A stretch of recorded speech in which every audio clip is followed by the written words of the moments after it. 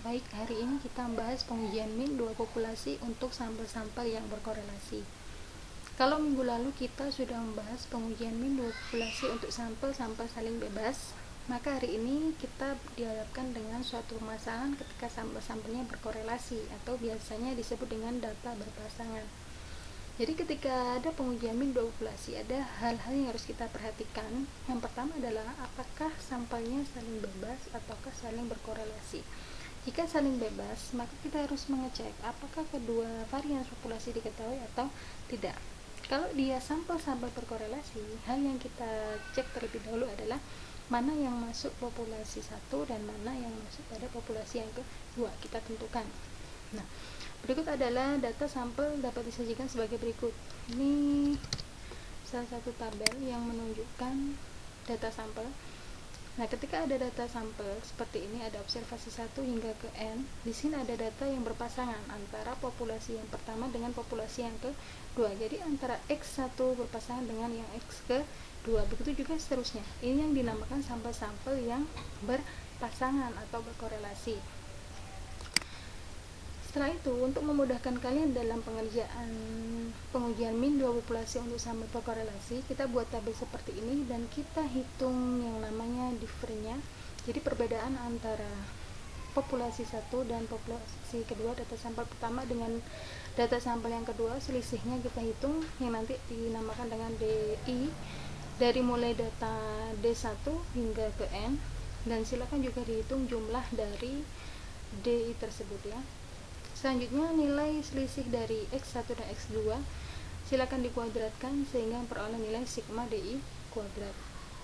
Kalau kemarin kita sudah mengenal istilah min atau rata-rata, nah hari ini kita juga akan mengenal istilah min difference, artinya rata-rata dari selisih data sampel 1 dan data sampel yang kedua. Dirumuskan sebagai berikut. Ini juga simpangan baku dari selisih nilai data sampel tadi, disimbolkan dengan SD, dirumuskan seperti ini. Nah, untuk statistik yang digunakan untuk menguji H0 adalah menggunakan uji T dengan rumus umum D bar dikurangi mu 0 per SD per akar N, dengan derajat bebas T adalah V sama dengan N min 1. Ini saya berikan contoh 1. Jadi seorang guru menduga pembelajaran kooperatif efektif untuk mengajarkan topik X, di mana di sekolah SMA kelas 1. Pembelajaran dikatakan efektif jika dapat meningkatkan prestasi siswa melebihi 45 poin. Untuk menguji dugaan guru tersebut, peneliti memilih 10 siswa SMA kelas 1 sebagai sampel yang representatif. Sebelum dan sesudah diajarkan materi X pembelajaran kooperatif, siswa tersebut diberi tes dan diperoleh hasil sebagai berikut. Oke, perhatikan di sini ada data sampel sebanyak 10. Di sini ada data yang berpasangan. Siswa pertama memperoleh nilai pretestnya adalah 20 dan posttestnya 70. Nah, ini yang dinamakan data berpasangan ya. Jadi setiap data pertama hingga data ke N dia mempunyai pasangan. Nah, pertanyaannya, apakah dugaan guru dapat diterima pada taraf signifikan 0,05 dan asumsikan populasi berdistribusi normal? Oke, langkah pertama yang akan kita lakukan adalah kita tentukan dulu mana yang sebagai X1, mana yang X2. Ya, oke, kalau di sini kita menentukan X1 dan X2. X1 sebagai pretest sebagai X1 dan posttest sebagai X2. Jadi ini adalah selisih antara data sampel yang baik pertama atau yang kedua. Nah, perhatikan dulu klaimnya. Di sini dikatakan, pembelajaran dikatakan efektif jika dapat meningkatkan prestasi siswa melebihi 45 poin. Artinya nanti klaimnya adalah bunyinya mu 2 dikurangi mu 1 lebih besar dari 45. Sehingga DI ini mengikuti klaim, hingga DI-nya adalah selisih dari X2 dikurangi X1. Ya, sehingga diperoleh nilai tersebut dan jumlah dari DI adalah 480. DI kuadrat kita hitung dikuadratkan dari data DI sehingga diperoleh jumlah DI kuadratnya sama dengan 23.305. Setelah kita menghitung ini, dari klaim peneliti kita uji menggunakan 6 prosedur yang sudah kita pelajari. Langkah-langkahnya yang pertama adalah merumuskan H0. Karena klaim bunyinya mu 2 dikurangi mu 1 lebih besar dari 45, maka H0 adalah mu2 dikurangi mu1. H0 selalu menggunakan relasi sama dengan, jadi di sini juga menggunakan sama dengan 45, dan H1 mu2 dikurangi mu1 lebih besar dari 45, dan klaim peneliti terletak di H1. Alfa diketahui 0,05, sehingga kita tuliskan di sini. Langkah keempat, kriteria penolakan H0. Untuk kriteria penolakan H0, silakan dilihat catatannya. Kalau di H1 menggunakan tanda lebih besar, maka untuk kriteria penolakan menyesuaikan, sehingga untuk kriterianya tolak H0 jika T lebih besar dari T alfa 0. Sehingga silakan dicari di tabel. T dari alfa 0,05 dan N-nya 9 adalah 1,833. Oke, langkah selanjutnya adalah menghitung nilai statistik D.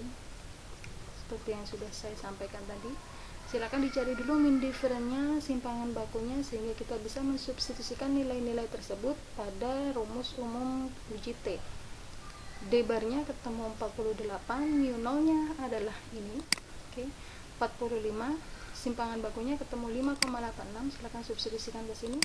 N-nya adalah banyaknya data, karena banyaknya data berjumlah 10, maka kita substitusikan ke sini. Dengan melakukan perhitungan, maka diperoleh nilai T hitung adalah 1,62. Selanjutnya adalah kesimpulan. Karena T hitungnya 1,62 dan T tabelnya 1,833, maka T hitung lebih kecil dari T tabel. Artinya H0 diterima, karena di sini dikatakan tolak H0 jika T hitung lebih besar dari T tabel. Namun pada kenyataannya T hitung lebih kecil dari T tabel, sehingga kita menerima H0. Artinya klaim guru ditolak, sehingga pembelajaran kooperatif tidak efektif untuk mengajarkan topik X. Ini salah satu contoh untuk pengujian min 2 populasi pada sampel-sampel yang berkorelasi. Nah, silakan perhatikan pada latihan ini. Perusahaan taksi ingin memutuskan apakah bahan bakar merek Radial penggunaan bahan bakar lebih ekonomis dibandingkan dengan menggunakan bahan bakar biasa. Sebanyak 15 taksi dilengkapi dengan merek Radial dan dikendarai sepanjang lintasan tertentu. Selanjutnya taksi tersebut diganti bannya dengan ban biasa, kemudian dikendarai oleh supir yang sama dengan lintasan yang sama. Penggunaan bahan bakar dalam kilometer kita dicatat dan diperoleh data sebagai berikut. Ini ada data ban radial dan ada data ban biasa. Untuk menentukan mana yang sebagai mu1, mana yang sebagai mu2, dan bagaimana bunyi klaimnya, kita perhatikan dulu. Pada taraf signifikan 0,025, dapatkah disimpulkan bahwa taksi-taksi yang dilengkapi dengan ban radial penggunaan bahan bakar lebih ekonomis dibandingkan penggunaan ban biasa? Nah, jadi klaim tersebut bisa didapatkan dari pernyataan yang tersirat seperti ini. Jadi dapatkah disimpulkan bahwa taksi-taksi yang dilengkapi dengan ban radial penggunaan bahan bakarnya lebih ekonomis dibandingkan penggunaan ban biasa? Jadi misalkan kita beri misal, kalau ban radial kita misalkan dengan mu1, ban biasa kita misalkan dengan mu2, sehingga nanti bunyi klaimnya adalah mu1 dikurangi mu2 lebih besar 0, karena di sini tidak menyebut angka, karena di sini katakan bahwa taksi yang dilengkapi dengan ban radial penggunaan bahan bakarnya lebih ekonomis dibandingkan penggunaan ban biasa. Asumsikan populasi berdistribusi normal. Sehingga bunyi klaimnya adalah jika kita misalkan ban radial sebagai rata-rata ban radial sebagai mu1 dan rata-rata ban biasa sebagai mu2, sehingga bunyi klaim adalah mu1 dikurangi mu2 lebih besar 0. Nah, selanjutnya dari klaim tersebut silakan diselesaikan, silakan diuji hipotesisnya menggunakan 6 langkah yang sudah kita pelajari. Dari langkah merumuskan H0 hingga kesimpulan, ya. Oke, demikian dari saya. Assalamualaikum warahmatullahi wabarakatuh.